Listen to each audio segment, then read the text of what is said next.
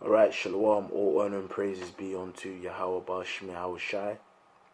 Double honors unto the apostles and elders of GreatMillStone, and Shalom to the sincere Akim out there teaching out there in the highways and byways in truth and sincerity.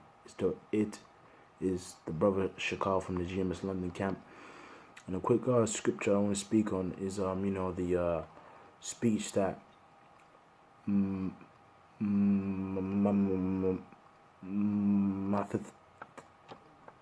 Matthatias, the father of the of Judas Maccabees, gave before his death, man.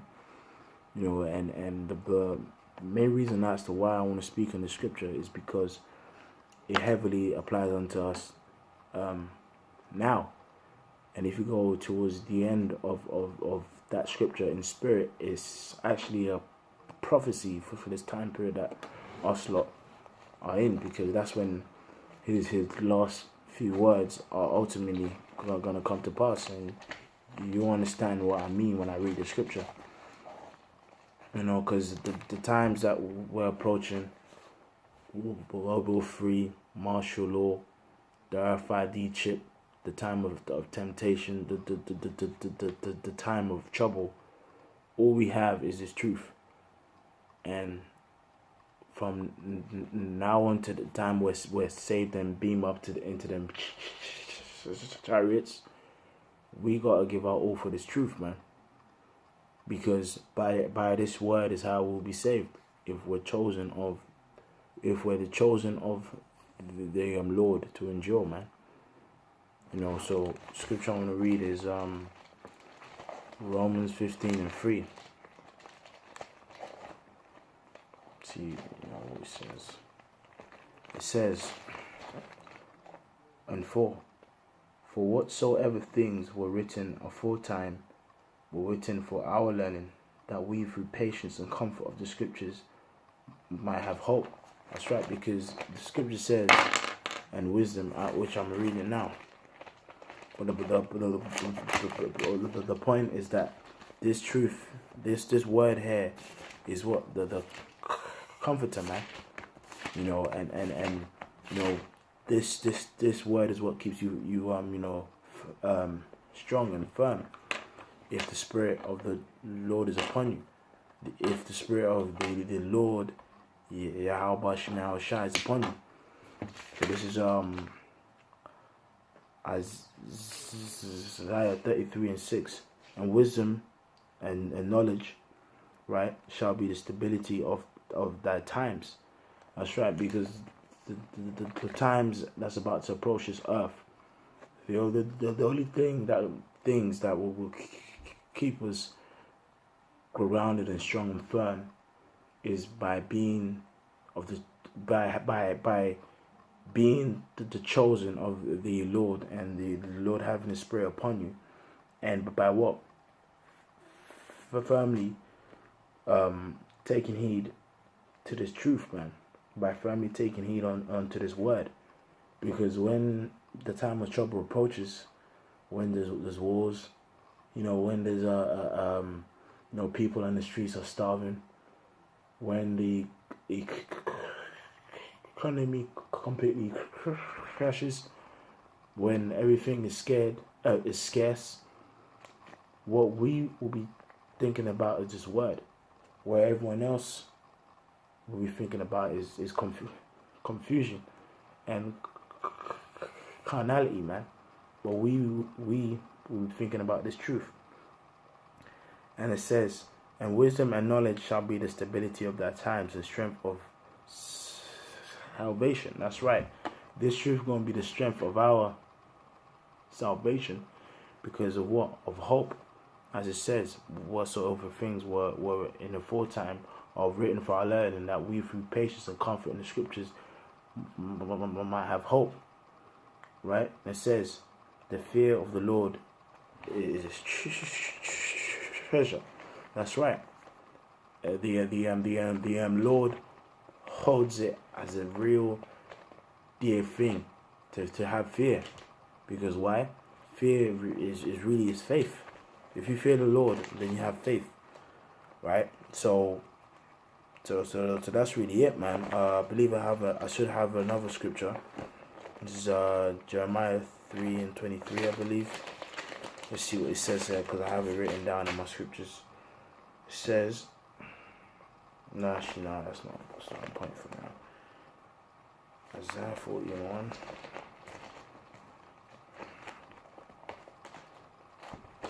See if I have any other precepts before I go into the scripture. No. Another scripture I have is Job 8:8. Job 8:8, and it says, For inquire, I pray thee, of the former age, and prepare thyself to the search of their fathers, right? For we are part of yesterday and know nothing, because our days upon earth are a shadow. Shall not they teach thee and tell thee and utter words out of their heart? And how we can also apply the scripture here is that, when you search the scriptures and you actually, go into the history, because this scriptures, man, it's our history, man. This scriptures is our history, right? And it contains stories of great people in the scriptures, man. Very great men in our history. And Matthatias, man, and his sons were great honorable men. So with that, I'm gonna read his speech and how we can apply it unto us, and how really the end bit of his speech is really a prophecy that's gonna come to pass. This is First Maccabees 1 and 40 and 49. Now when the time drew near that Matthatias should die,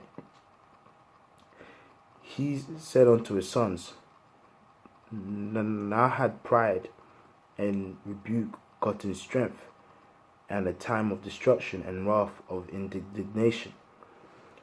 Now therefore, my sons, be ye zealous for the law, and give your lives for the covenant of your fathers. Now the scriptures that we got contains the law, the prophecies, the Psalms and so on and so forth, man. So how, even though back then they were dying for the actual law, now we have the complete truth in this time period upon the earth. And it says, call to remembrance what acts our fathers did in their time. And that's the same thing us Lord doing now. I'm currently reading this scripture. That's what is taking place now. Call to remembrance acts our fathers did in their time. So shall ye receive great honor and an everlasting name. Was not Abraham found faithful in temptation? Yeah, he actually was. So we're saying call to mind such things, and the very first thing is being faithful in temptation, because Abraham, was his faith was tested, man, to see if he would obey the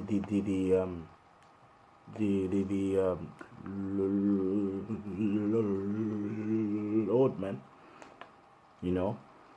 It says, was not Abraham found faithful in temptation, and it was imputed unto him for righteousness? Joseph, in the time of his distress, kept the commandment and was made Lord of Egypt. Phineas, our father, in being zealous and fervent, obtained the covenant of an everlasting priesthood. How was Shai, meaning being Joshua the son of Nun, for fulfilling the word, was made a judge in Israel. If you skip, actually keep going. Caleb, for bearing witness before the congregation, received the heritage of the land. So now he's just quoting great people, man, in our history. It says, David, for being faithful, for being merciful, possessed the throne of an everlasting kingdom. Elijah, for being zealous and fervent for the law, was taken up into heaven. And then Ananias, Azarias, Mishael, by believing, was saved out of the flame. And that's going to take place unto those who are of the elect. By having faith, we're going to be saved from the flame, man. And it says, Daniel, for his innocency, was delivered from the mouth of lions. And it says here, which is the point I'm speaking about, and thus consider ye throughout all ages, that none that put their trust in him shall be overcome. None that put the trust in the Lord shall be overcome. Because if you read the book of Revelation 12, it says what? They overcame the beast by the blood of who? Of the Lord himself, man. That's how we gonna overcome. So we can apply it to us now. Fear not then the words of a sinful man, for his glory shall be dung and worms. Now, he was saying that back then, but really the sinful man's still here. The scripture refers to Esau as the man of sin, because why? He propagates sin. In his time period, in his age upon the earth, he has no problem with sin increasing. Right? And under his authority, sin increases upon the earth, as it says in Proverbs 29:16. It says, fear then not the words of a sinful man, for his glory shall be dung and worms. Today he shall be lifted up, and tomorrow he shall not be found. That coincides with what? Job 20, man. You know, when it says the eye which saw him shall know, the eye which saw him shall see him no more. Well, that took place. That didn't take place then, because we still see that sinful man now. Because really, in spirit, it's gonna come to pass this age, after we're saved and we have him in slavery for 1,000 years. They're gonna be put into slavery for 1,000 years, and after being in slavery for 1,000 years, they're gonna be extinct. So that is not. So that's really gonna come to pass when we're in the kingdom of him being destroyed. But in this time period is when he's gonna be taken out of authority, because back then during the Greeks, that was the start of the reign upon of the children of Esau upon the actual earth. Then they were in Rome, then they fell, then they came back. So the children of Esau have been in power for a long time. You know, obviously after a short period of time, you know, of Jake being in rulership, they came out of that pit, man, being in Europe, right? And it says, today he shall be lifted up, and tomorrow he shall not be found, because he's returned to the dust, and his his thought is come to nothing, and that's what's eventually going to come to the children of Esau, man. So they're all puffed up and proud, thinking they gonna rule eternally upon the earth. A time gonna come when they ain't. You know, wherefore ye, my sons, be valiant and show yourselves men in the behalf of the Lord, for by it shall ye obtain glory. Now spiritually, now we ain't gonna take up arms against Esau, but we're being valiant for this truth, because why? We're pushing His word. You know, so this scripture is a scripture that applies unto us now, because He and His sons and our people back then were going through a time of heavy persecution under the Greeks, who are the children of Esau. Now we're under oppression, under the children of Esau unto this day. They're trying to convince our people to, they've convinced a good portion of our people to go against the scriptures, to go against the law. And just as it was then and now, there's a small group of men, man. You know, there's a small group of people who are down for the word, who are down for the scriptures, right?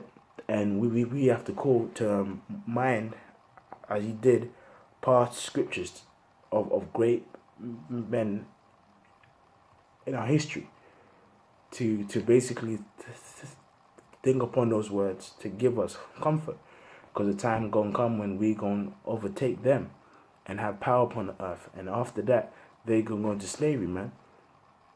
So now's the time to be strong for this word and strong for the truth, because the time gonna come when they ain't gonna reign no more, and we will. So with that, I'm gonna say all honor and praise be to our Shemel Shai, the double honors apostles and elders of GreatMillStone. Shalom, Lord, when you brothers were edified.